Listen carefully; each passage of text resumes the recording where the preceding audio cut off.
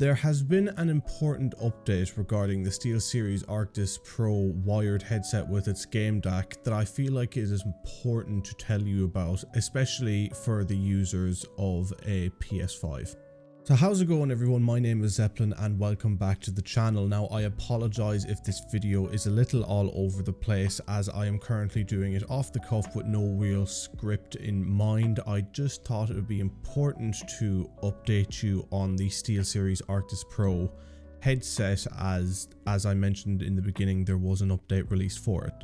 The update that I'm going to be talking about specifically is the update in regards to the PS5 and the PS5 optimization with the headset. Now, I made a previous video on the headset talking about how it was very poorly optimized for the PlayStation 5 and that it would need an update in order to be able to be seen as a competitor in the PS5 headset market. And that update has come along. Now this update did in fact come out a while ago, however I was reluctant to make a video on it because to be honest quite little changed and I wanted to see if they changed a little more before giving my final thoughts on it. And on top of that, I have been playing PlayStation 5 games less and less as I've been playing more PC oriented games, so I didn't feel it was fair to make a video commenting on it straight away without giving it a proper go. And to keep it short, to be honest, I don't think that this update has really changed much. And in fact, it may have even made the DAC a little worse in terms of what you can do with the DAC. The way the DAC was originally set up on PlayStation 4 with being able to plug in through your console to an optical in cable and then plug in through your PC through a USB, it gave a whole range of options in terms of audio balance that as a streamer I found were very helpful. However, when it comes to the PS5 and there being no optical input, you can only plug into the PS5 via the USB, and rather than trying to give an update where they help optimization for both PS5 and PC at the same time, they seem to have stuck with their guns in terms of making the headset work PS5 only, and for me that was very frustrating. So the only real thing that I noticed in the update was a change in the game DAC, and on the game DAC they removed the voice chat to game sound alternator setting on the DAC, as you can do that through the PS5 console. So this is a clear indication to me that they were trying to put all their focus onto making the headset work on console rather than PC. Now in my last video I feel like I may have been a little too scathing on SteelSeries in terms of the actual quality of the headset on the PlayStation 5. I was a really big fan of the digital surround sound on the SteelSeries headset and I feel like that in itself made it one of the best headsets on the market, if not the best gaming headset at least. And going on to the PS5 I noticed that the digital surround sound was not present. However, I was not sure if that's because 3D audio had been replacing it and 3D audio has been implemented by the PS5 onto the headset, or if there was simply no digital surround sound available for PS5 and the headset could not make use of that 3D audio, meaning we were stuck with the basic stereo.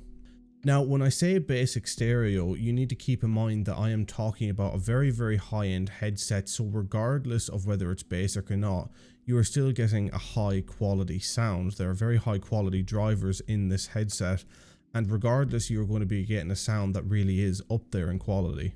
It was just frustrating for me as someone who was such a big fan of the headset on PS4 and everything about it suited me perfectly for how I was streaming at the time, to then go to the PS5 and get nothing but hassle and problems from it and not really have those problems fixed. In my opinion, I don't really think they're going to do any more in terms of optimizing. They may just make more PS5 friendly headsets in the future, and I feel like this headset might fall behind the likes of Astro in terms of how they helped people upgrade their old equipment for the new generation. The headset though is still fantastic, and if you can pick it up at a reasonable price, I highly recommend you do it. I know it is very hard to find headsets like these at the moment, or any really good gaming headset, or even any studio headphones due to COVID. However, I do believe you will be able to find a pair of these headsets, and if you can find them at a decent price, maybe £100, £150, then they are worth the purchase. Just keep in mind, if you are buying them for the PS5, you're going to run into more problems than you would have with the PS4, and that might put you off them, but if it doesn't, go right for them, because you're getting an excellent pair of headphones that does sort of hit that audiophile level that a lot of gaming headsets don't. As I'm sure you know, a lot of gaming headsets like to focus on bass, and while this headset is bass heavy, it gives you the full range of other sounds, which makes it perfect for most experiences, regardless of the digital surround sound or 3D audio. So that's pretty much all I have on the update. I apologize there is not more to this, and I apologize it is a short video. If you want to hear more about what the problems were, and this is your first time hearing about it, I have an older video on the channel. Make sure to go check that out. I go in depth on what the problems were with Steelseries and what I believe they needed to do to fix them.